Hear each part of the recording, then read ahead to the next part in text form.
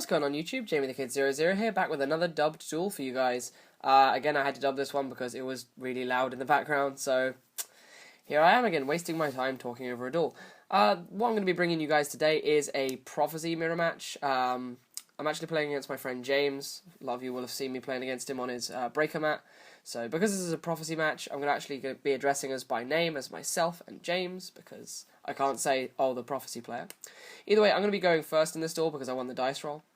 So I'm going to open up with Spellbook of Secrets, and I believe attempt to search out the Spellbook Star Hall, because in the mirror match, Spellbook Star Hall is incredible, because it's like Wind Up Factory, it applies for both players, so you're going to be boosting up your attack quite substantially, and your opponent is going to be afraid of using their own spellbooks, because of course it is going to plus you in spell counters. So I'm then going to add the Star Hall to hand, play a copy of Justice of Prophecy, and then play the Star Hall. Then end my turn and use Justice of Prophecy's effect to tribute itself, searching me a High Priestess and another Spellbook of Secrets, setting me up for the next turn. And of course then James is going to take his turn. He's going to draw 6 cards in hand. So while the field is looking cluttered, I only have one actual card on field. He's going to summon Magician, and I OK the summon, and then I consider dropping Veiler, which I do, and that's why I ended up stopping him from picking up the deck there. Because I really don't want him plussing and actually searching into his Spellbook engine. So he's going to pass turn with that after saying a card. I'm going to draw for my turn.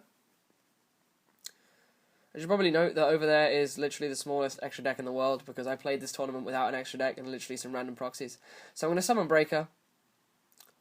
He's going to think about it and OK the summon.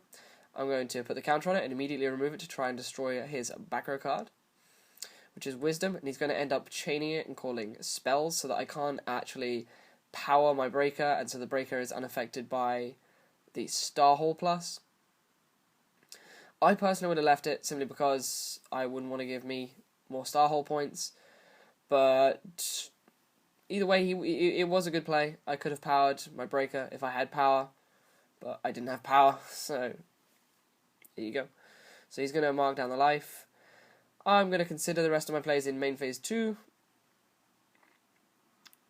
I'm going to activate the secrets that I searched off of my Justice play last turn. I'm going to search out a copy of, I think, Spellbook Tower? Yeah, Grand Spellbook Tower, which is, in my opinion, one of the best cards ever, but in the mirror match is really awkward, because if your opponent has, it's a matter of kind of holding the tower. Because if your opponent has tower, which is so accessible, you can just blow up your tower and it won't get its effect, which is not nice. It's not fun. Either way, I'm going to add the tower to hand, and I believe pass my turn there. So he's going to draw for his turn. So I'm making pretty aggressive plays here, and this is what the deck can really do. It can continually plus and gain card advantage. You will constantly sit on 6 cards in hand often, and it's really a good play to hold the Priestess until you really need it. So dominating the game with things like a Breaker that will eventually be boosted quite highly by that Star Hall is really a good way to play this deck. And then you have the access later on to drop a Priestess, and then if they go, say, bottomless, you can chain the Wisdom you've been holding and things like that. It's just the fact that this deck has so many different accessible things, like a 1k power boost, a Lance, a Reborn, so many things that are just easy to access and easy to instantaneously search. So he's going to Monster Reborn his Spellbook Magician. So we can tell that his hand isn't actually that optimal at the moment, and he's going to tribute the Spellbook Magician for Dark Red Enchanter, with a bid to try and put some attack damage on board, and then, of course, take a card out of my hand with its effect. So he's going to attack over the Breaker and deal me 500 points of damage because it's on 23, because it has 2 spell counters. And he's then going to remove his counters to take 1 card from my hand, hoping to hit the tower so that he can, of course, play his. So, as you can see there, the tower is in his hand along with the Malefic Stardust. So he's going to try and find the tower, but he's not going to hit the tower. He's going to hit the Strength of Prophecy in hand, which was kind of dead anyway. I wasn't that bothered about losing the Strength. So I'm then going to draw for my turn and summon a copy of Spellbook Magician to search me out another Spellbook to hand, because I believe I had 2 Spellbooks in hand at this time.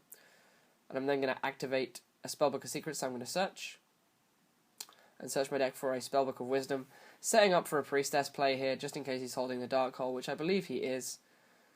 So, and his Dark Red Enchanter goes up by 1 spell counter, because the spell card was activated, of course. I'm then going to reveal 3, of course, and drop the Priestess from hand, because Priestess is boss, which now leaves me in a very powerful position over that Enchanter. The Enchanter is only sitting on 2k, but I am going to remove one of my secrets with the Priestess to kill his Enchanter, because I know in this deck you wouldn't play Gauze because of the field spell and the continuous spell cards.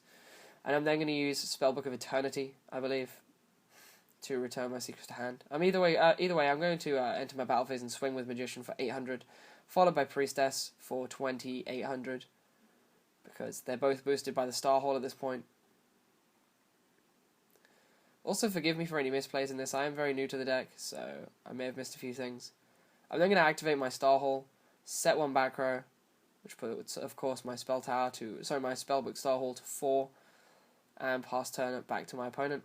Because at this point I wasn't really reading the tower, but of course he is holding the tower, as we could see in the video. So he's going to drop the Dark Hole in a bid to kill my Priestess, but I'm just going to Wisdom it. Even though he saw the Wisdom in hand, I'm not sure what his mentality was there, maybe to force out the Wisdom.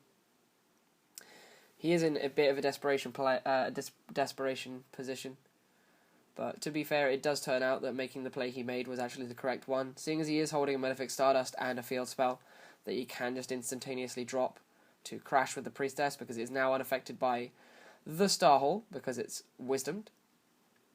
So it's back on a humble 2500 attack. So he's going to consider his play and summon a Spellbook Magician of Prophecy,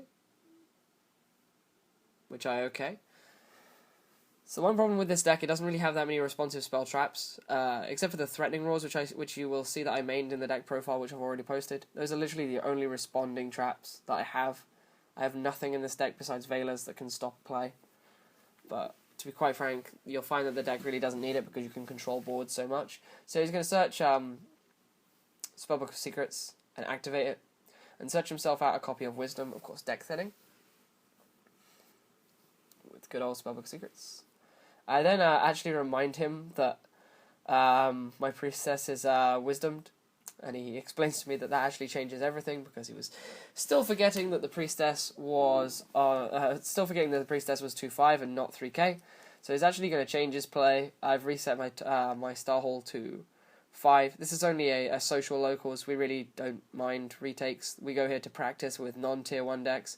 So in the end, he's just going to search the secrets and add it to hand, and not make a play with it. He's then going to activate his tower, which is going to put, of course, my Star Hole up to 6. Which I might... No, there we go. I almost thought I was going to forget to do it. He's then going to drop the Malefic Stardust for it, and then crash the two together to kill my Priestess. Which, in my opinion, was probably the best play he could make, considering board at the time. So I'm then going to draw for my turn. He checks my remove from play and my grave, because this is a really complicated mirror match. It's really quite an uncomfortable game to play. So I'm going to summon my Magician of Prophecy. Of course, my Magician being stronger than his, because it is now Starhold. And I'm going to search basically a Monster Reborn to hand. Spellbook of Life being an incredibly broken card. I'm then going to put the deck down, add the Book of Life to hand, and play it, revealing a Spellbook to my opponent. I believe I revealed Spellbook of Eternity, banishing the Spellbook Magician in grave and reviving the Priestess for what should go on to be the game shot, and putting it on 3200 due to Star Hole. Either way, guys, this has been Jamie the Kid 00 with Duel 1. Stay tuned for Duel number 2 real soon, and I'll see you soon with some more content. Bye.